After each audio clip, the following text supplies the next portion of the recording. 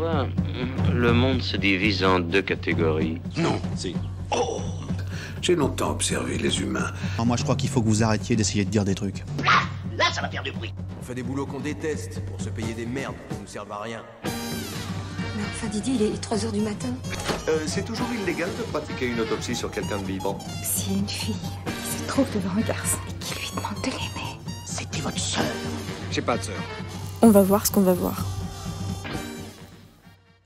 Bonjour à toutes et à tous, bienvenue dans ce nouvel épisode d'On va voir ce qu'on va voir. Aujourd'hui, nous aurons le plaisir de vous parler de 4 films. Kenza va vous parler de A Real Pain, Apolline de L'attachement, Maria vous parlera de La Pampa et moi, Maël, je vous parlerai de The Brutalist. Our grandmother and Benji were super close. I mean, she was the coolest. I've just been in a real funk, I guess, since she died. Just haven't,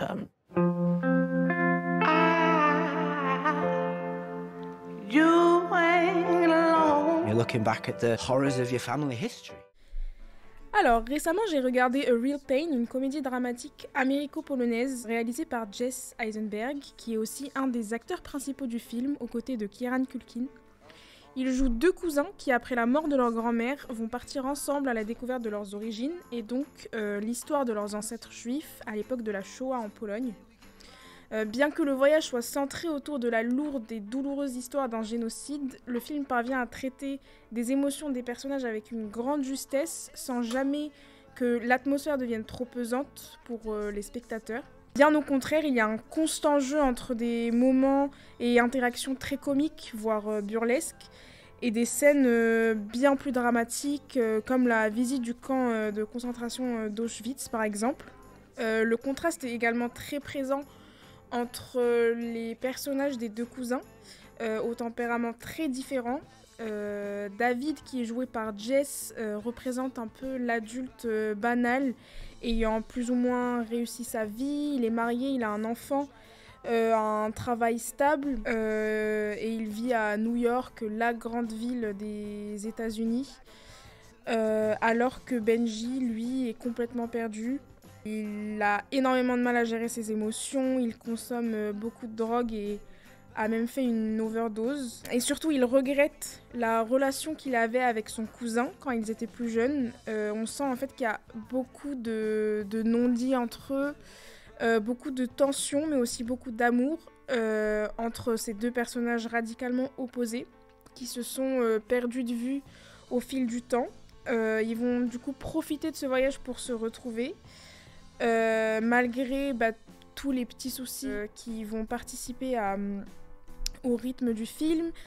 Il y a par exemple beaucoup de jalousie aussi des 2 côtés, de la part de David qui ressent un peu d'envie pour son cousin Benji qui s'est rapidement intégré au groupe du voyage, qui est un peu le mec cool à qui tout le monde a envie de parler, qui s'intègre très vite, qui est très à l'aise socialement et qui marque beaucoup les gens aussi, alors que lui aura plus de mal à s'adapter, à créer du lien.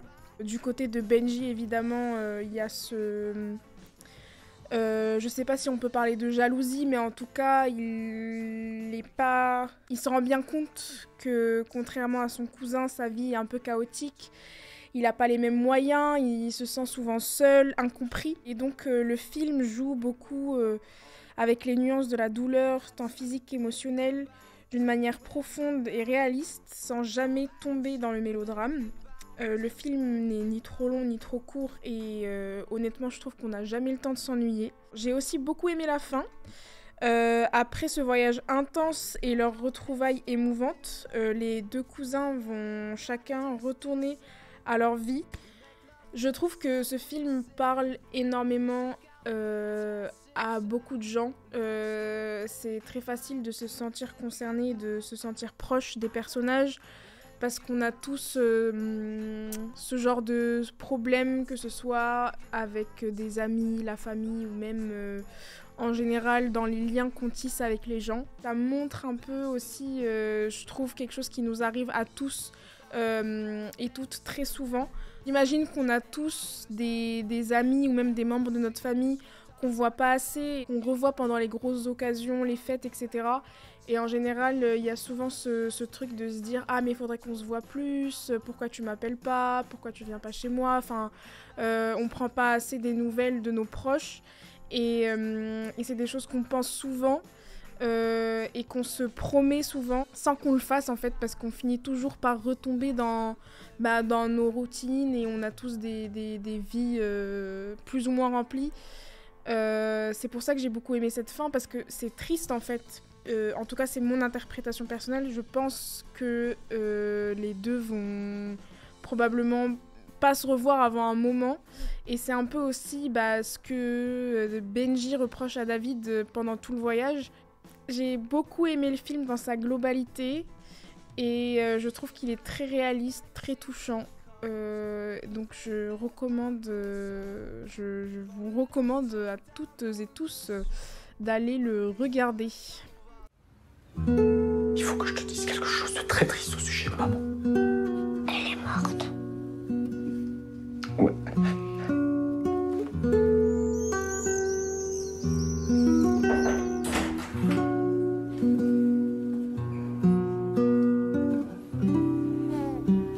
Est-ce qu'Alex l'aimera plus que moi? Un père a de la place pour tous ses enfants. Sauf que je suis pas son enfant. Bonjour à toutes et à tous, j'espère que vous allez bien. Aujourd'hui, je vais vous présenter le film franco-belge L'Attachement de Caroline Tardieu. Dans ce film, on retrouve Pio Marmaille, Valeria Bruni-Tedeschi, Wim Laponce et Raphaël Quenard. L'Attachement, c'est l'histoire de Sandra, jouée et incarnée par Valeria Bruni-Tedeschi. Elle a 50 ans et elle a renoncé à la vie de famille et à l'amour. Elle aime vivre seule, dans son silence, ses livres et son féminisme. C'est une femme très indépendante, avec un fort caractère et dotée d'une extrême intelligence. Et puis, un jour, ses voisins de palier sonnent chez elle. C'est Cécile, sa voisine, qui se tient devant elle, à l'aube. Elle vient de perdre les os et lui demande, entre la fatigue et l'excitation, de s'occuper d'Eliott, son petit garçon, le temps qu'elle aille accoucher. Si Sandra accepte par politesse, elle le fait tout de même à contre-cœur. Les enfants, elle, c'est vraiment pas son truc. Alors elle traîne Eliott toute la journée, dans son quotidien, au travail, dans sa librairie féministe. Elle lui parle presque comme s'il avait son âge, elle n'a pas les codes de la maternité. Lui, c'est un enfant qui lui pose plein de questions un peu indiscrètes. Pourquoi tu vis seule ? T'as pas d'amoureux ? Pourquoi t'as pas d'enfant ? Mais voilà que passe la journée, et malgré les coups de fil de Sandra, elle n'a toujours pas de nouvelles de ses voisins. C'est Alex, un peu plus tard, le papa et mari de Cécile, incarné par Pio Marmaille, qui débarque au beau milieu de la nuit avec une triste nouvelle. Cécile est décédée. Il se retrouve veuf, Eliott, dont il n'est pas le père, sans maman, tout comme Lucille, la petite qui vient de naître. À travers ce film, on rentre dans le quotidien d'un père, aussi beau-père, qui fait tout pour s'en sortir tout seul, avant de se rendre compte que c'est pas possible en fait. C'est le croisement des générations, là où Eliott va s'amouracher de sa voisine et nouvelle amie Sandra. C'est un film qui aborde plein de thématiques. Comment on fait le deuil de quelqu'un qu'on aime ? À partir de combien de temps ça devient socialement acceptable de refaire sa vie après la perte de la personne qui partageait notre quotidien ? Comment on élève des enfants seuls ? Et est-ce qu'on a raté sa vie si on n'en a pas, en tant que femme ? C'est un film très doux, mais à la fois très drôle. Alors on ne rit pas aux éclats, certes, mais on sourit souvent. Car c'est un film qui nous touche. C'est un peu l'histoire de Monsieur et Madame Tout-le-Monde. Mais c'est une ode à la joie, à la famille qu'on se crée, aux relations, aux gens qui rentrent et qui restent dans notre vie malgré que tout nous oppose. Et je trouve que c'est aussi beau de montrer à l'écran un papa qui prend ses responsabilités de père, aussi de beau-père. À la mort de sa femme, Alex fait tout pour s'occuper d'Eliott, dont le vrai père est joué par Raphaël Quenard et ne prend pas vraiment ses responsabilités de père. Lui veut que Lucille, sa fille, grandisse avec son frère. Et quand celui-ci, en pleine colère, lui crie « T'es pas mon père ?»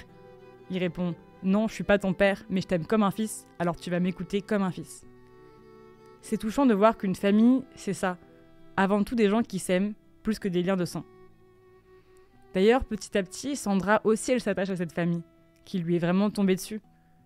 C'est aussi beau et super intéressant, surtout en ce moment, en tant que femme, d'avoir des représentations féminines qui sont heureuses, seules, ou du moins qui trouvent de la tendresse dans autre chose que la vie de famille et le rôle de maternité. Dans les amitiés, dans l'art, dans les livres et dans les idées. C'est une amie franche qui dit ce qu'on a besoin d'entendre et pas ce qu'on a envie d'entendre. Mais L'attachement, c'est un film que j'aime et que je conseille parce que c'est le genre de film que moi j'aime aller voir. Une histoire pas prétentieuse qui raconte une histoire simple qui pourrait être la vôtre, celle de votre père, de votre grand-père, de votre compagnon. C'est écrit et joué avec beaucoup d'honnêteté et de sincérité et juste pour ça, je vous recommande d'aller le voir. Merci beaucoup.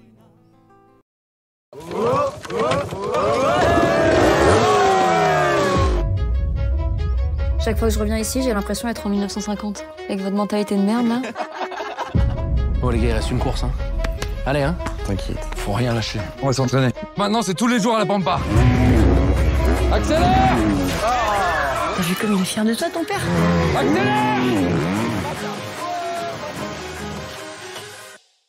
Alors, bonjour tout le monde, je vais vous parler aujourd'hui de La Pampa d'Antoine Chevrollier, dont c'est le premier film, et qui est sorti cette année en 2025, qui était très attendu, notamment par un public plutôt cinéphile. Alors, le film traite de l'histoire et de l'amitié de Willy et Jojo, qui se connaissent depuis qu'ils sont enfants, et qui ont une passion commune, c'est la moto, enfin le motocross pour être plus précise, et Jojo justement est l'un des deux amis, dont c'est le rêve justement d'être professionnel dans le motocross. Willy quant à lui est mécanicien pour Jojo et il est encore scolarisé parce que le film se déroule durant l'année de son bac. Alors, concernant le film, moi j'y allais avec beaucoup d'attentes et avec une énorme et immense bonne volonté. C'est vrai que j'ai été un petit peu peut-être biaisée par des extraits que j'ai pu voir de la bande-annonce, où j'avais compris assez implicitement que peut-être le film allait traiter d'une histoire homosexuelle entre Willy et Jojo. Alors c'est pas du tout ce qui s'est passé, et en soi c'était pas très dérangeant parce qu'on l'apprend très vite. En fait il y a un lourd secret que cache Jojo et un autre personnage de ce film, on l'apprend assez rapidement, ce qui ne dérange pas réellement. Moi ce qui m'a plutôt dérangé dans ce film et ce pourquoi j'ai été assez déçue, c'est le traitement des différentes thématiques. Il y a énormément de thématiques qui sont mises sur la table, que ce soit le harcèlement, que ce soit l'homophobie, l'homosexualité, l'amitié, le fait de grandir dans un endroit où il n'y a pas énormément de personnes homosexuelles et de pas vraiment se sentir à l'aise avec sa sexualité. Il y a aussi des questions de relations parentales, énormément de choses qui sont traitées, mais le film dure un peu plus d'1 heure et en fait il n'y a pas le temps de tout faire. Et donc il y a tout qui est mis sur la table et tout qui n'est pas réellement abouti. Moi ce que j'aurais réellement préféré c'est qu'on parle d'une thématique en particulier ou 2-3 maximum, mais que ce soit réellement développé. En termes d'exemple, moi je peux parler d'un personnage qui est celui de Marina.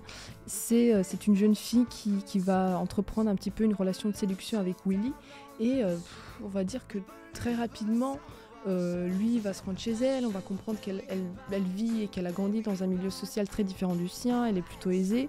On apprend que son papa avec qui elle vit a des problèmes de santé, lors d'une scène où elle l'explicite verbalement. On ne sait pas réellement ce qu'il a, apparemment c'est grave mais pas tant que ça.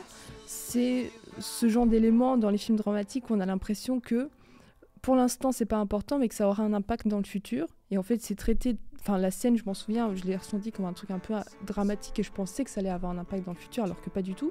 Pour ce même personnage, Marina et Willy sont dans une soirée, l'ex de Marina arrive, elle quitte directement la soirée, c'est quand même on comprend qu'il s'est passé quelque chose d'assez lourd avec ce garçon qui aurait pu être très intéressant à traiter. Pareil, ça ne l'est pas, ça ne revient jamais dans le film, et d'ailleurs Marina pendant tout un moment va totalement disparaître du film et c'est un personnage qui pour moi était beaucoup trop bâclé et c'est très dommage.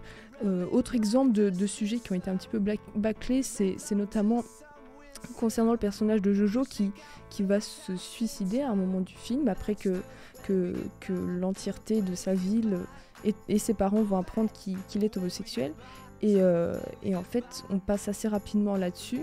Pas qu'il y ait besoin forcément de développer sur les raisons qui l'ont poussé à faire ça. Ça aurait pu être un choix artistique, que ce soit extrêmement intime et que ce soit pas sur un coup de tête, mais que ce soit un peu une fulgurance d'un coup et qu'ils se disent j'en ai marre, j'en peux plus.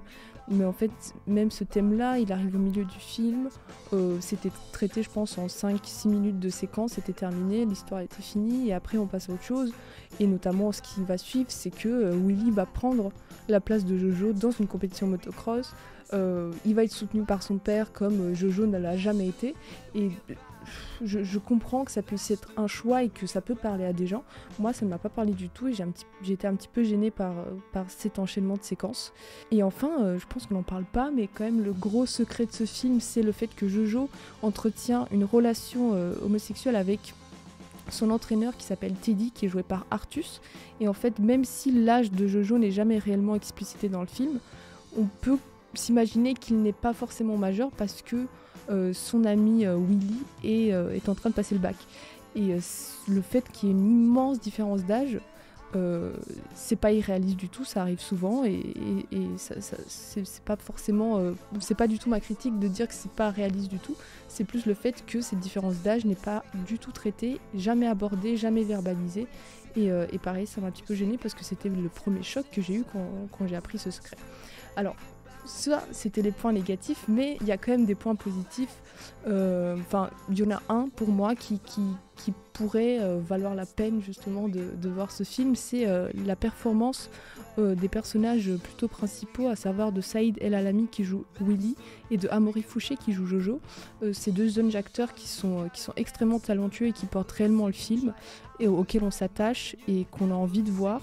Jojo, on le verra pas forcément énormément dans le film, mais le peu qu'on le voit vraiment, même leur relation, leur complicité entre les acteurs se ressent à l'écran et il y a une vraie alchimie. Ce que j'ai beaucoup aimé, c'est aussi la famille de Willy, notamment sa maman et sa sœur. Les scènes qui m'ont le plus touchée, c'est les scènes avec sa petite sœur qui étaient assez bouleversantes, notamment à l'enterrement de Jojo, où elle vient le conforter. Leur relation, elle est pas vraiment, encore une fois, pas très développée dans le film.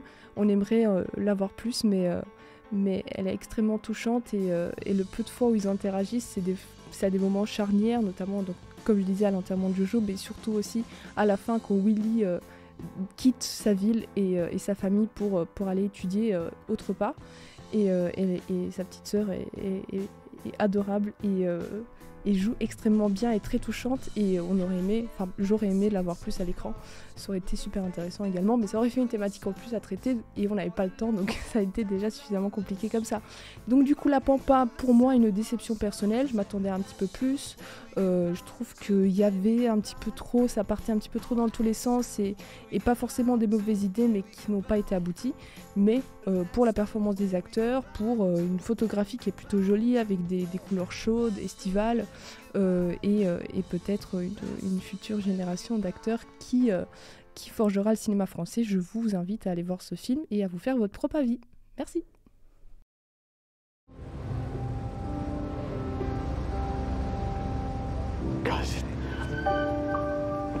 Cousin. There's him. He's alive. What? The Brutalist de Brady Corbett, c'est un rise and fall à l'américaine qui raconte l'histoire d'un architecte hongrois immigré aux États-Unis, dont l'ambition de bâtir un chef-d'œuvre se heurte rapidement à des compromis moraux, des mécènes sans scrupules et des fractures historiques qui ont parsemé la deuxième moitié du XXe siècle. Alors les deux écueils qu'on a le plus entendus sur le film, c'était que c'était un film monument, qui est un peu quelque chose d'assez classique lorsqu'on parle de cinéma-spectacle, mais en vérité, lorsque l'on dit cela, on n'a rien dit. Et la deuxième chose qu'on a beaucoup entendu sur le film, c'est son budget de 10 millions de dollars seulement. C'est un budget assez peu élevé, mais ce qui est assez drôle, c'est que d'habitude, personne ne connaît les budgets des films, et on dirait presque que c'est un argument marketing qui a été ici utilisé. Alors avec son ouverture magistrale, le film s'inscrit d'emblée donc dans une lignée kubrickienne de faire grand, de faire des grands films, et à ce titre on peut souligner l'utilisation de la musique qui dans le film est assez bien intégrée, assez bien insérée, et qui est d'ailleurs une musique assez réussie. D'emblée, la Statue de la Liberté se pose comme symbole qui préfigurera la suite du film, c'est-à-dire un pays profondément malade, un pays dans lequel les valeurs ont été totalement inversées. Alors l'ouverture du film nous induit en erreur. Oui, elle nous induit en erreur parce qu'elle nous laisse croire que le film saura avancer, que le film saura être efficace, à la Paul Thomas Anderson dont il se revendique très clairement. La première partie du film préfigure l'errance, une critique de l'American Dream, une critique qui n'a été que trop faite et qu'il serait peut-être temps de dépasser. Une critique des États-Unis comme un État capitaliste, colonial, qui exploite les immigrés, que ce soit des natifs, des Afro-Américains, des Mexicains et ici des Hongrois. Mais Un problème se pose tout de suite, au bout d'1h30, l'entracte. Cet entracte nous révèle l'artificialité d'un dispositif. Il interrompt la construction de la dialectique qui ne finira finalement jamais d'être développée dans la seconde partie du film. Quand on a la prétention de faire un film monument, un film monumental, il faut une maîtrise quasi orchestrale de sa réalisation. Alors qu'ici, le film fait, selon moi, plutôt preuve d'une grande lâcheté dans les thèmes qu'il tente d'aborder. Le réalisateur ne s'intéresse pas au brutalisme. Ce n'est qu'un prétexte.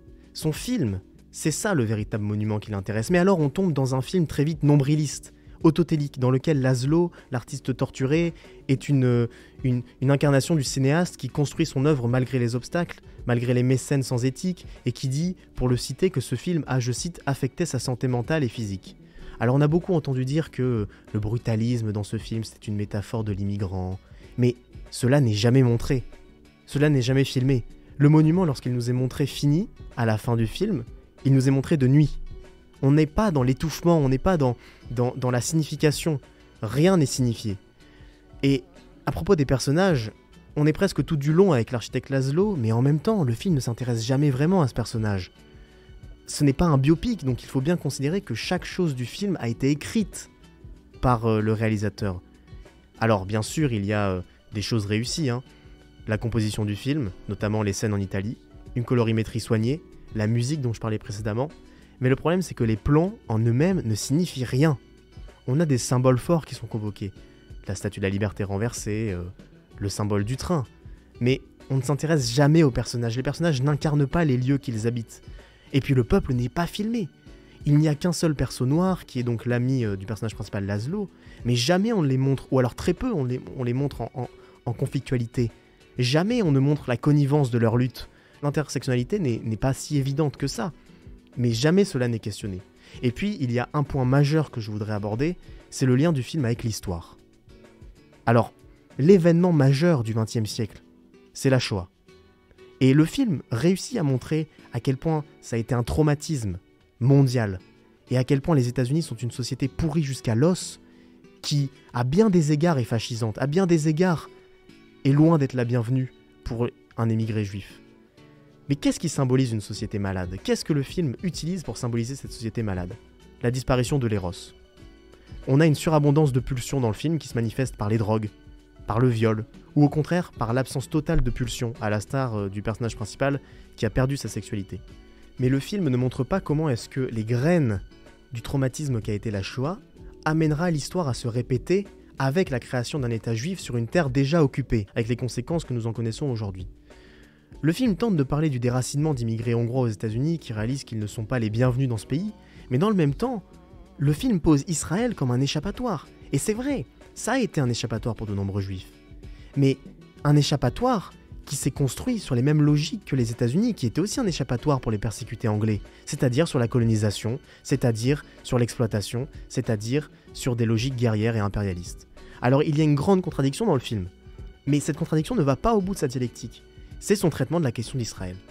En même temps que l'on montre le grand traumatisme de la Shoah, qui a été le traumatisme du XXe siècle, on évoque la création d'Israël, mais la légèreté avec laquelle les personnages sont partis y vivre, c'est quelque chose d'assez questionnant. On ne montre jamais comment l'histoire est amenée à se reproduire. La vie serait meilleure en Israël. Alors oui, le film se veut une critique des États-Unis, mais il ne prend pas à bras-le-corps la question du colonialisme, de son mode d'existence, de la manière avec laquelle les États-Unis ont ensuite externalisé leur colonialisme au Vietnam, en Afghanistan, au Moyen-Orient en général. Et comment est-ce que la violence de la Shoah, elle s'est reproduite? Elle a été reproduite par certains et certaines de ceux qui l'ont eux-mêmes subi, notamment en Israël. Et donc, le deuxième événement majeur du XXe siècle, si ce n'est la Shoah, c'est le communisme. Mais le communisme s'est incarné architecturalement avec le brutalisme. Mais à aucun moment dans le film, le brutalisme, ou plutôt le communisme n'est évoqué, ce que je trouve assez compliqué, parce que ça a été un réel enjeu aux États-Unis à cette époque, et en même temps dans le monde en général. Et le problème étant que, eh bien, l'architecte veut quand même faire un monument brutaliste, qui est une architecture communiste. Donc c'est assez maladroit. Alors, autre chose d'assez insupportable qui est typique des films américains, c'est ce besoin d'éludation permanente. Il n'y a jamais de zone d'ombre, il n'y a jamais d'opacité, il n'y a jamais d'aspérité, on dit tout. Le film s'inscrit dans les lignées des films bavards. On dit tout comme si le personnage était incapable de penser le film hors du cadre. On explique tout. Et l'épilogue achève cela. L'épilogue, c'est un peu comme la synthèse maladroite d'une dissertation dans laquelle on résume ce qu'on a dit précédemment, mais sans rajouter d'éléments nouveaux. Et donc, on a Venise, on a son architecture, qui, contrairement au brutalisme du film, est filmée dans le détail, comme pour signifier au personnage qu'après tout, l'art triomphe de tout. Mais quel art ? Un art qui n'invente rien, un art figé. Et puis un personnage qui ose déclarer « Ce qui compte, c'est la destination, pas le chemin parcouru », pour achever d'annuler toute critique d'une nation. Merci d'avoir écouté ce nouvel épisode dont on va voir ce qu'on va voir. On espère qu'il vous aura plu. C'était Apolline, Kenza, Maria et moi-même Maël. N'hésitez pas à noter le podcast sur vos plateformes et on se donne rendez-vous très vite pour un nouvel épisode.